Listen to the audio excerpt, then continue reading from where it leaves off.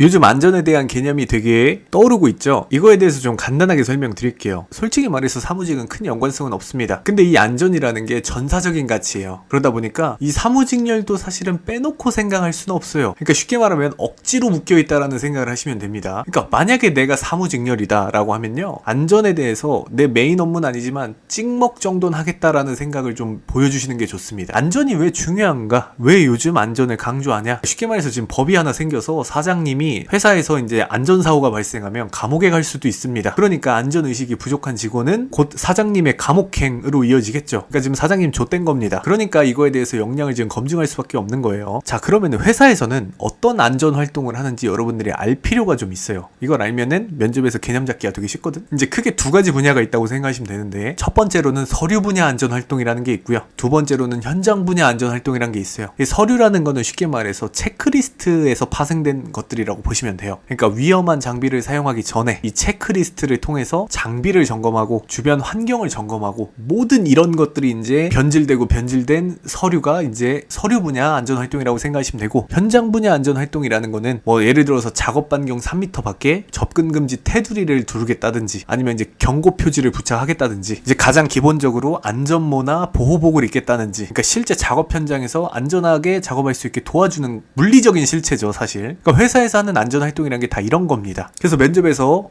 저는 회사에서 어떤 안전활동하는지 알고 있어요 이러면은 되게 면접에서 유리하겠죠. 회사에서도 어를 안 타고 바로바로 업무를 이해할 거 아니야. 자, 여기 이제 플러스 여러분들 역량 검증을 할 수 있어요. 그러니까 지금까지 살아오면서 안전활동 해본 적 있어? 뭐 이런 거 질문하겠죠. 그걸 통해서 얘가 얼마나 안전의식이 있는지 검증할 수 있단 말이야. 근데 여러분들이 감을 좀 잘못 잡아서 어떤 류의 답변을 하시냐면요, 뛰어다니는 친구에게 뛰지 말라고 했다, 이걸 내가 지금까지 살면서 해온 안전활동이다, 뭐 이렇게 설명을 하는데 방향은 맞습니다. 근데 이렇게 설명하면 굉장히 약한 거예요. 자, 뛰면 큰일 나거나 미끄러운 곳이 있다 그러면은 경고 표지를 부착한다, 뭐 요 정도 수준이 돼야 이걸 우리가 안전 활동이라고 볼 수 있는 거예요. 그냥 아가리로 털면 안 돼요. 그리고 또 하나 예를 들자면 실험 수업 같은 거 할 때, 이 실험 수업 전에 안전 교육 같은 거 했다, 한 30분 정도 모아놓고 이 실험할 때 조심해야 될 게 뭐고, 과거 사고 사례는 어떻게 했고, 이 실험에서 사고가 났을 때 어떻게 대처해야 되고, 이런 것들에 대한 교육을 했다 하면은 이것도 안전 활동이 될 수 있는 거예요. 그 다음에 이제 등교를 하는데, 등교하는 길에 공사가 진행 중이었다 그러면은 접근 금지 표지 같은 거 부착을 하고, 그 표지에 공사 내용이나 공사 일정을 같이 적어서 학우들이 주의할 수 있도록 도왔다, 뭐 이런 식으로 이야기를 하면은 이것도 안전활동이라고 볼 수 있는 거예요. 자, 이 정도 여러분들이 어필하시면요, 안전활동은 사실 충분해요. 면접에서는 사실 이 정도면 그냥 안전 분야는 만점이야. 자, 제가 이제 컨설팅을 하다 보니까 안전 성과라는 거에 대해서 질문 주신 분이 있었어요. 그러니까 사고가 얼만큼 줄었는지, 이런 안전 대책이 유의미한지, 이게 측정이 좀 애매하지 않아? 이런 질문이거든요. 그러니까 예를 들어서 알바를 했다 그러면은 뭐 매출액이 상승됐어, 이러면은 내가 뭔가 했던 짓이 유의미하다는 걸 검증할 수 있어. 내가 공모전에 나가서 수상을 했어, 그럼 내 아이디어가 뭔가 좋다라는 걸 검증받을 수 있어. 근데 안전은 이런 가치가 없어요. 꼭 누가 죽어봐야 되고, 작년과 비교해서 누가 얼마나 덜 죽었는지 뭐 이런 것들이란 말이야. 근데 우리가 이런 안전 조치를 가지고 성과를 내기 위해서 사람 목숨 가지고 장난칠 수는 없단 말이에요. 중요한 건요, 안전은요 개연적으로 그게 도움이 될 것 같다라는 생각만 들게 해도요 모두 인정된다고 보시면 돼요. 안전은 원리가 있거나 뭐 실험을 하거나 그러니까 이렇게 이과적일 수가 없어요. 일종의 어떤 사회 현상 정도로 바라보는 시선도 굉장히 커요. 그러니까 딱 봐서